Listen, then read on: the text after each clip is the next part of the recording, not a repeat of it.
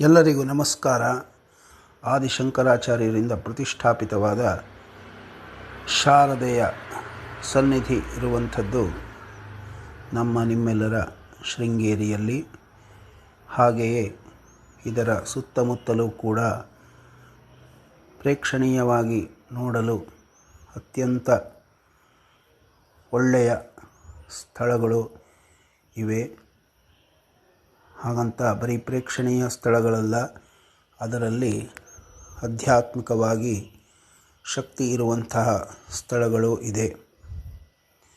ಹಾಗೆಯೇ ಈಗ ಸುಮಾರು 2 ತಿಂಗಳುಗಳಿಂದ ಎಲ್ಲರೂ ಮಾತನಾಡುತ್ತಿರುವಂಥದ್ದು ಶಂಕರಗಿರಿ ಎಂಬಂತಹ ಸ್ಥಳ.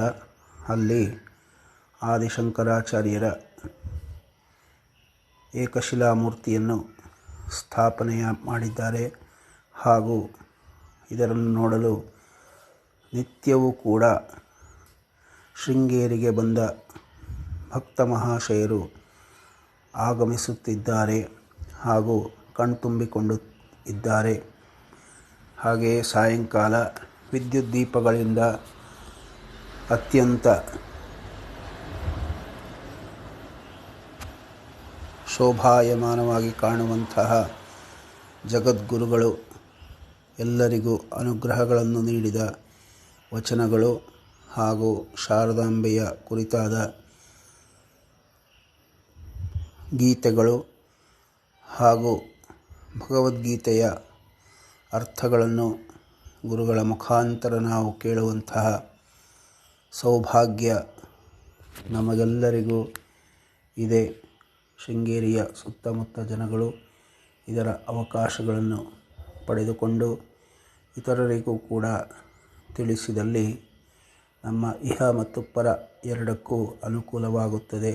ಎಲ್ಲರಿಗೂ ಧನ್ಯವಾದಗಳು ಹಾಗೂ ಎಲ್ಲರಿಗೂ ನಮಸ್ಕಾರಗಳು.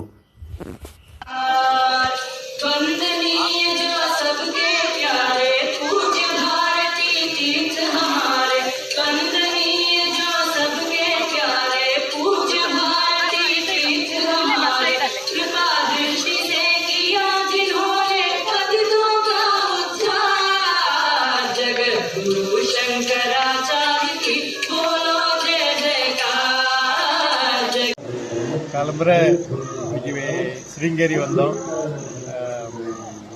இவர் சஷாந்த் எங்களை கூட்டின்னு போய் பெரியவாரோட அனுகிரகம் வாங்கி பாத பூஜை பண்ணி பிக்ஷா தரிசனம் பண்ணி எல்லாம் பண்ணி ஒவ்வொரு கோவிலையும் பார்த்து கூட இருந்து எல்லாத்தையும் நல்லா கைடு பண்ணி ஒவ்வொன்றுக்கும் அர்த்தத்தை சொல்லி எல்லாம் பண்ணி ரொம்ப நல்லா இருந்தது இந்த விஷயம். இப்போ எங்கே இருக்கீங்க? இது சங்கரகிரியில் நாங்கள் இப்போ இருக்கோம். அது ஆதிசங்கரோட சங்கரகிரியில் இருக்கோம். அவரோட ஸ்பீச்சு அந்த வாட்டர் டான்சிங் அதெல்லாம் எல்லாம் பார்த்தோம். இதில் வந்து என்னன்னா ரொம்ப விசேஷமானது துங்கபத்ரா நதிக்கரை, சங்கரகிரி, அப்புறம் சாரதாம்பாளோட சன்னதி. இது வந்து ஒரு புண்ணிய பூமி. இது எல்லாரும் வந்து இதை பார்க்கக்கூடிய அளவுக்கு ஒரு பீஸ்ஃபுல்லான இடம், ஒரு தெய்வீகமான இடம்.